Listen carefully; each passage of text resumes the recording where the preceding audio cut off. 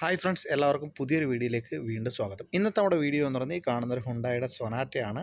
ഈ ഒരു വാഹനം സർവീസ് ഡ്യൂ ആയിട്ടുണ്ട്. അപ്പോൾ സർവീസ് ഡ്യൂ എങ്ങനെയാണ് നമുക്ക് ഈ വാഹനത്തിൽ റീസെറ്റ് ചെയ്യാൻ സാധിക്കുന്നത് എന്നാണ് ഇന്നത്തെ നമ്മുടെ വീഡിയോ കൊണ്ട് ഉദ്ദേശിക്കുന്നത്. വളരെ ചെറിയൊരു വീഡിയോ ആണ്. ഇതിൽ നിങ്ങൾക്ക് റീസെറ്റ് ചെയ്യാൻ സാധിക്കുന്നത്, അതേമാതിരി സർവീസ് ഡ്യൂ ഒക്കെ ചെക്ക് ചെയ്യാനും സാധിക്കുന്നത് ഈ സ്റ്റെയറിംഗിൽ റൈറ്റ് സൈഡിലെ സ്വിച്ച് ഉപയോഗിച്ചാണ്. ഇതിപ്പോൾ കണ്ടുള്ള -144 ഡേയ്സ് ആണ്. ഇനി നമുക്ക് റീസെറ്റ് ചെയ്യേണ്ടത് ഇവിടെ ഓക്കെ ബട്ടൺ പ്രസ് ചെയ്യുക. അതിനുശേഷം ഈ ബട്ടൺ പ്രസ് ചെയ്ത് ഹോൾഡ് ചെയ്ത് പിടിക്കുക. അപ്പോൾ പ്രസ് ചെയ്ത് ഹോൾഡ് ചെയ്ത് പിടിച്ച് കഴിഞ്ഞാൽ ഇതേമാതിരി റീസെറ്റ് ആവുന്നതാണ്. വളരെ ചെറിയൊരു പ്രൊസീജിയറാണ്.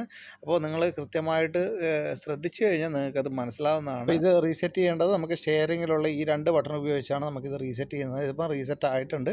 അപ്പോൾ ഇനി ഇതിൻ്റെ നെക്സ്റ്റ് മേജർ സർവീസ് ചെയ്യേണ്ട കിലോമീറ്ററാണ് നിങ്ങൾക്ക് ഇവിടെ കാണാൻ സാധിക്കുന്നത്.